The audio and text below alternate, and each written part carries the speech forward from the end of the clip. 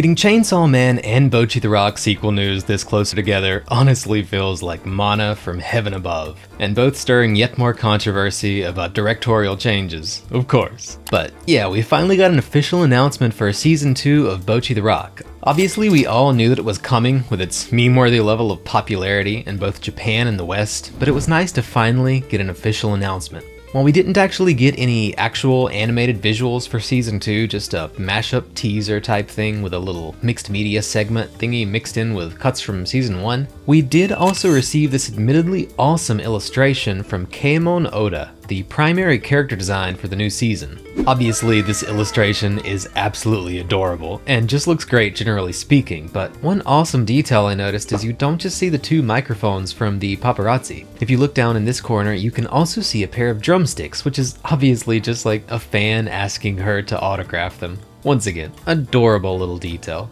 We also obviously got just a little bit of new info about the staff for the season. While Erika Yoshida will be providing the scripts for the series once again, Keiichiro Saito, the director, known for both Bocchi and Frieren Season 1, will not be returning for Bocchi the sequel. In his stead will be Yusuke Yamamoto, who was actually assistant director of Season 1. He is even credited for storyboarding and directing episode 11 of My Dress Up Darling. I think we're in good hands, boys. You son of a bitch, I'm in! Looking forward to Bocchi the Sleepover just a little bit more now. On a serious note, he also literally storyboarded and directed for episodes 3 and 11 of Bocchi The Rock.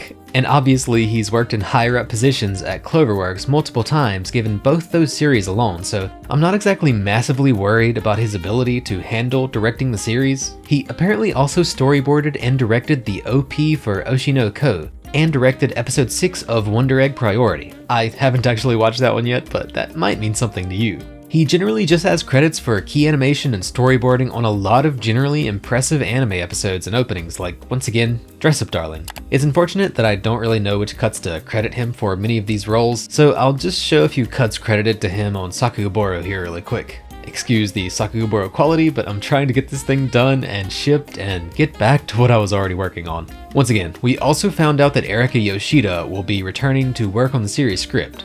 Obviously, great news. And that the character designs will be done by Keimon Oda and Kerorira.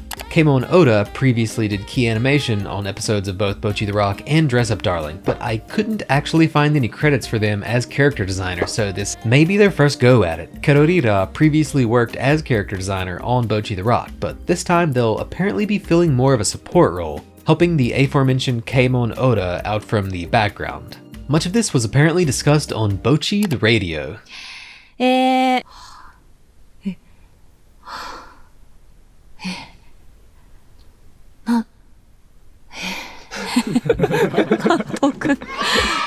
radio show that went up following part of a special live event in Tokyo earlier today where they had the actual formal announcement. Both Keiichiro Saito and Yusuke Yamamoto left short comments to go along with the announcement on the Bocchi.Rocks website, as well as a lot to say during the radio show, basically explaining why the change and why the announcement now of all times, etc.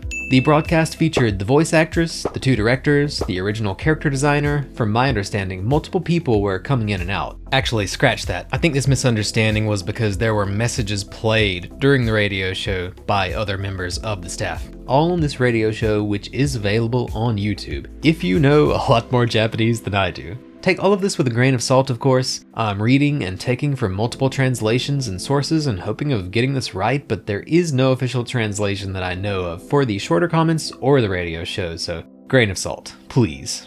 Saito's short comment is basically just him saying congratulations on the announcement of the second season, that he'll be passing on the baton of directorship to Yusuke, that he understands how excited so many fans are and how much work those continuing the effort of realizing this production of the second season are putting in, and that he was very happy to be able to make this announcement in front of everyone. Also, just because it's funny, and this is straight from Google Translate, so once again, grain of salt, but according to Google Translate, Saito concludes his short comment in saying, "I trust that Mr. Yamamoto will create a very funny, cute, and hot anime, so I'm really looking forward to it. Bocchi The Rock, the fun continues."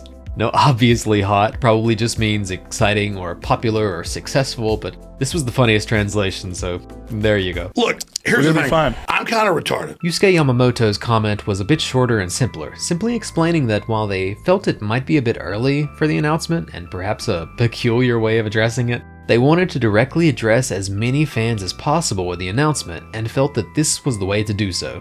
A live event and a radio show. And honestly, kudos for just going on a radio show and talking about it. Now, increase the grains of salt, but let's talk about what I've read about the radio show itself. Saito explains that working on Bocchi The Rock Season 1 was very difficult, and he seemed to regret that he had really overworked the staff. And this makes sense. After all, it was already a very ambitiously animated show generally speaking, and he was quite the chaos element for the vision of the show, with all of its wacky mixed media contributions, many of which to my understanding were his ideas and even his creations in many instances. And of course also the fact that this was an adaptation which featured a lot of iconic but totally original content. Also, Cloverworks is just working on a ton of ambitious stuff lately, so this might be part of what influenced this feeling of contributing to overworking the staff in an already overworked position as well, but that's pure speculation, which we'll just save for later. He also explains that Bocchi The Rock Season 2 was never part of the original plan, and he felt that he had wrapped up Season 1 on a really nice note. He felt that it made for a good ending in his mind. Apparently Saito had been refusing offers from both Aniplex and even the original author for the sequel for about 2 years already. Obviously the show was massively successful and everyone loved it, so of course everyone involved with the sequel would be asking him to come back and reprise his role, and he repeatedly refused for about 2 years. Whatever this means, obviously it means something. He also explains that Season 2 will naturally have many more musical performances than Season 1, with those intensifying in this area of the source material. These musical performances will obviously be ambitious, sequences which will be very difficult to animate on, and he feels that he would not be able to put in the same effort that he did in Season 1,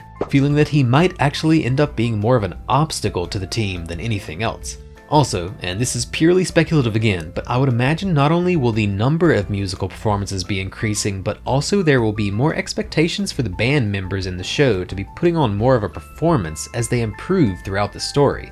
Some of the performances in Season 1 were, after all, fairly amateur. In a good way, but amateur.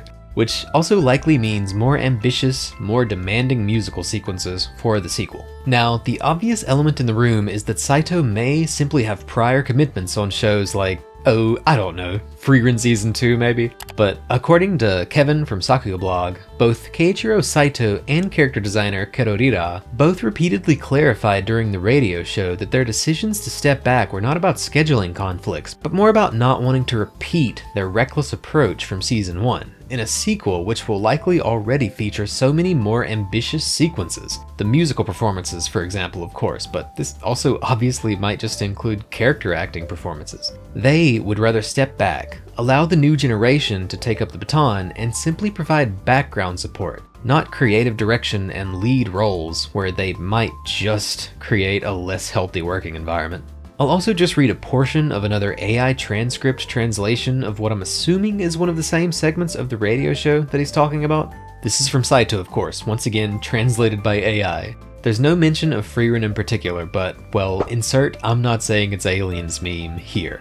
I quote, "Speaking of which, well, there's one thing that I want to say. I never, after Bocchi The Rock, took on the role of a director for a certain, yeah, you know what I'm talking about, but I never compared it to that or put it on a scale. That's not how it was at all. As for the other project, we haven't officially announced how I'll be involved yet, so there's not much that I can say, but within myself, it's never been about choosing work based on balance between that and something else. I really want everyone to understand that it's a very personal feeling. It's absolutely not about power dynamics with Aniplex or anything like that. It's purely creative." Once again, with every AI translation or secondhand opinion, which pretty much all of these are, take it with a grain of salt, but this was interesting and seems to line up somewhat well with what Kevin was saying in his thread. Now obviously it is somewhat sad that the old director is basically leaving. After all, he did a phenomenal job on Season 1. This is somewhat sad given how creative and unhinged the direction of Season 1 was, with things like the paper people PNGs floating across the screen and the 3D Bocchi canon game style animation, Picasso Bocchi, and some incredibly ambitious dynamic shots and really genuinely emotive performances. It's an amazing adaptation on pretty much every level, and a lot of the wacky visuals and jokes and even the downtime slice of life elements were all original to this adaptation.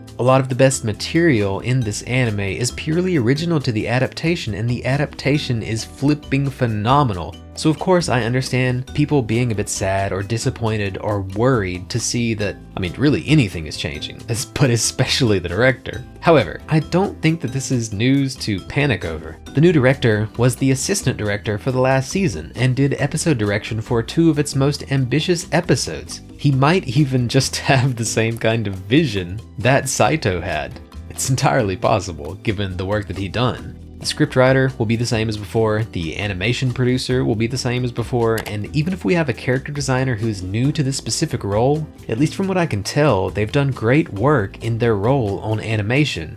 And the one illustration that we do have from them is totally awesome. From my understanding, they're still going to be continuing to get support from the character designer on the original. So I really don't think that any of this is cause to panic. It's still a Cloverworks production, and Umehara will also once again be returning as animation producer. Since he'll continue to be the animation producer, Cloverworks will continue to be the studio, and I'm sure Aniplex will continue to be the producer. He'll most likely continue to invite the same kind of talent that they had access to previously.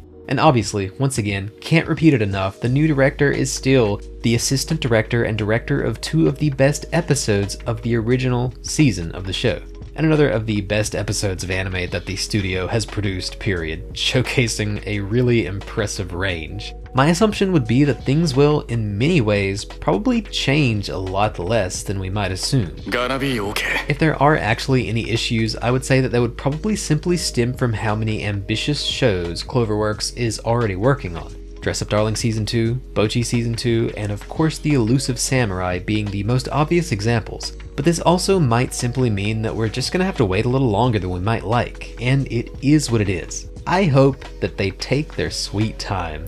I think we're in good hands. Now it's possible, pure speculation based on everything else, just reading between the lines here, but it's entirely possible that Saito also doesn't feel his unhinged and free-spirited creative direction and the amount of work that he put on the staff is a good combo specifically with Cloverworks. It is possible. Let's face it, in my opinion, they already punch way above their weight class both in quantity and quality, which is probably already hell on the staff if we're being honest. And given his direction and the ambition of it all, it's possible that he feels that directing Freerun with Madhouse again, or whatever other show it might be, might unironically just be the one healthier for everyone that he's going to be working with. Look at all that shit.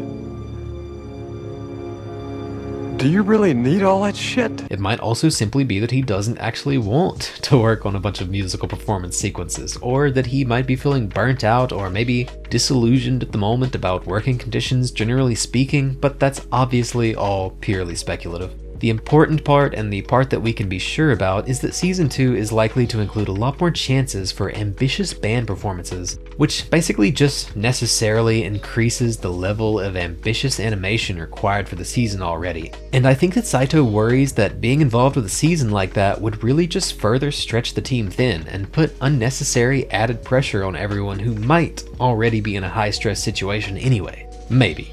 Who knows, really?